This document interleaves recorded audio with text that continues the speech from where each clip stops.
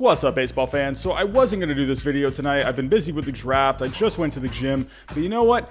I got some stuff to say. But before I explode, let me get you tuned into what's going on with the negotiations between Major League Baseball and the Players Union. So last week, Major League Baseball rejected an offer from the Players Union that included a 114-game season and full prorated pay. They didn't send a counteroffer, but they were saying to the media that they were planning on starting a 50 to 60-game season. But in my eyes, I saw that as a threat to the Players Union if they couldn't get something negotiated and agreed upon. The Players Union came out and said that they are not taking any more pay cuts no matter what, and the owners came back with a new proposal that included a 76-game season with about 75% of their prorated pay. This deal also included that teams would not lose a draft pick if they signed a player that received a qualifying offer in free agency, which I actually think was kind of good because it entices teams to spend more in an upcoming offseason that's probably going to be pretty tight. However, the Players Union came back tonight and they offered an 89-game season with full prorated pay, an expanded 16-team playoff for this season and next season, along with $5 million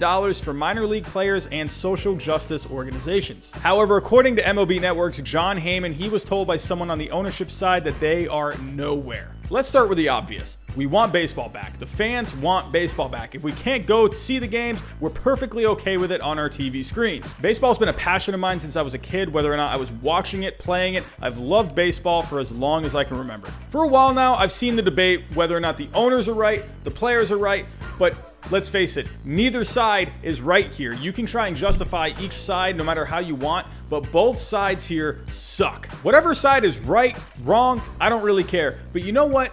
Both sides here blew a golden opportunity. Even if they come to an agreement this week, they blew it. They had a chance over a month ago to start a season. There was no NBA, there was no NFL, there was nothing else on TV. People were doing push-ups in their freaking apartments. People were going crazy.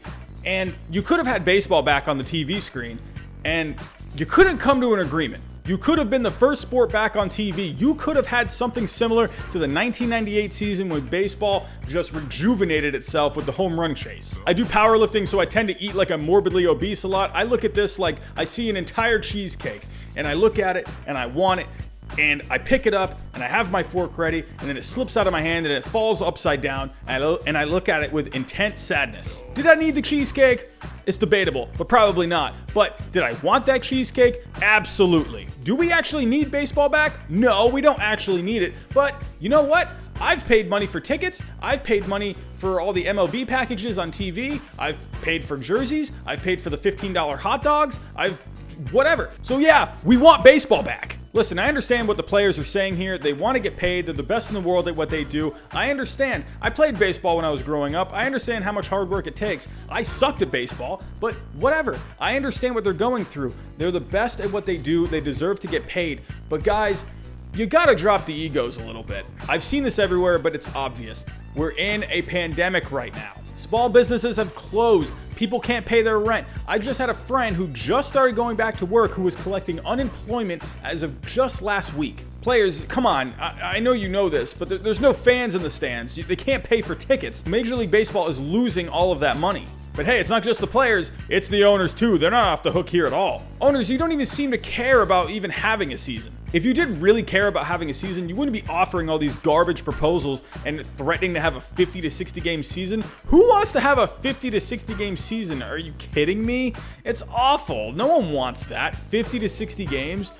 Come on. And for the guy on the owner's side that said to Jon Heyman that you're nowhere, well, if you actually really cared, how about you get somewhere? And Rob Manfred, if you're watching this in your $800 silk pajamas on your nice leather couch looking at your iPad right now, you know what? I'm going to say this to you right now. You suck. Let's be real, Rob. What have you actually done for Major League Baseball since you took over as commissioner? I think maybe you had to do with something with the new home run derby format, maybe? You've probably done some good for the RBI program for kids. And I'll give you some credit for starting the play ball program that encourages kids to play baseball and softball. You're trying to grow the game, and I appreciate that. But other than that, what have you done? You flopped the whole Astros cheating scandal. And shoot, you could argue that my Red Sox didn't get punished hard enough for what they did in 2018. And side note, there was no way we could have actually cheated in that postseason that year, and we beat the actual cheaters, the Astros, in the ALCS, so buzz off. Back to Rob Manfred. You've made all these goofy ideas to try and speed up the game.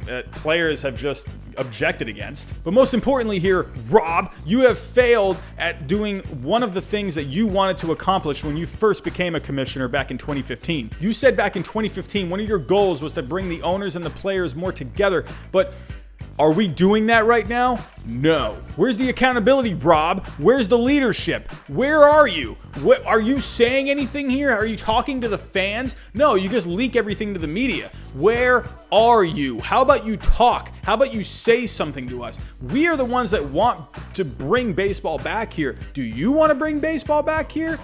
Okay, boo-hoo, you're going to lose a few dollars, man. Come on. Seriously.